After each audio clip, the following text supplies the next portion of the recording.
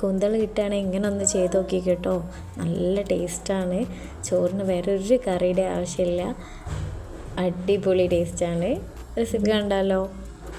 അരമുറി തേങ്ങ ചിരവിയതിലേക്ക് ആവശ്യത്തിന് പച്ചമുളക്, അതായത് നിങ്ങൾ എരിവിന് ആവശ്യത്തിനുള്ള പച്ചമുളക് ചേർത്ത് കൊടുക്കുക. നിങ്ങൾ എരിവിന് ആവശ്യത്തിനുള്ള പച്ചമുളക് ചേർത്ത് കൊടുത്ത് ഒന്ന് ക്രഷ് ചെയ്തെടുത്താൽ മതി. നന്നായിട്ട് അരഞ്ഞു പോയത് ജസ്റ്റ് ഒന്ന് മിക്സിയിലിട്ട് ക്രഷ് ചെയ്തെടുത്താൽ മതി. ഇനി ഒരു പാത്രം അടുപ്പത്ത് വെച്ചിട്ട് അതിലേക്ക് വെളിച്ചെണ്ണ ചേർത്ത് കൊടുക്കുക. വെളിച്ചെണ്ണ തന്നെ ചേർത്ത് കൊടുക്കാൻ നോക്കുക.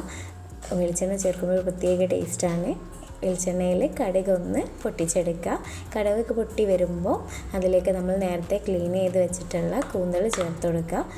കുറച്ച് ഉപ്പും മഞ്ഞൾപ്പൊടിയും കൂടി ചേർത്ത് നന്നായിട്ടൊന്ന് യോജിപ്പിച്ചെടുത്തതിൻ്റെ ശേഷം അടച്ച് വെച്ച് വേവിക്കുക. കൂന്തലിൻ്റെ അകത്ത് വെള്ളം ഉള്ളതുകൊണ്ട് അത് ഇങ്ങനെ പൊട്ടിത്തെറിക്കാനുള്ള ചാൻസ് ഉണ്ട്. അതുകൊണ്ട് അടച്ച് വെച്ച് തന്നെ വേവിക്കുക. പിന്നെ ചാനൽ ആരെങ്കിലും സബ്സ്ക്രൈബ് ചെയ്യാതെ കാണുന്നുണ്ടെങ്കിൽ സബ്സ്ക്രൈബ് ചെയ്തൊന്ന് സപ്പോർട്ട് ചെയ്യണേ. കൂന്തലൊന്ന് റോസ്റ്റായി വന്നു കഴിഞ്ഞാൽ നമ്മൾ നേരത്തെ ചതച്ച് വെച്ചിട്ടുള്ള തേങ്ങ ചേർത്ത് ഒന്ന് വഴറ്റി കൊടുക്കുക. നന്നായിട്ട് യോജിപ്പിച്ചെടുക്കണം. എല്ലാ സ്ഥലത്തും നന്നായിട്ട് അരപ്പെത്തുന്ന രീതിയിൽ നന്നായിട്ട് ഇളക്കിയെടുക്കുക.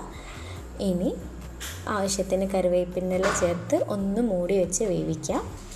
ആ കറിവേപ്പിൻ്റെ ഇലൻ്റെ ടേസ്റ്റൊക്കെ ഇതിലേക്ക് പിടിക്കാൻ വേണ്ടിയിട്ടാണ് മൂടി വെച്ചൊന്ന് വേവിക്കുന്നത്. നല്ല അടിപൊളി ടേസ്റ്റാണ്. എല്ലാവരും ട്രൈ ചെയ്ത് നോക്കുക. ഇഷ്ടപ്പെട്ടാൽ ലൈക്ക് ചെയ്യുക, കമൻറ്റ് ചെയ്യുക. ചാനലൊന്ന് സബ്സ്ക്രൈബ് ചെയ്ത് സപ്പോർട്ട് ചെയ്യണേ. പിന്നെ നിങ്ങളുടെ ഫ്രണ്ട്സിനും ഫാമിലിക്കും ഒക്കെ ഒന്ന് ഷെയർ ചെയ്ത് കൊടുത്ത് സപ്പോർട്ട് ചെയ്യണം. റെസിപ്പീസ് ഇഷ്ടപ്പെട്ടാൽ കമൻറ്റ് ചെയ്യണേ.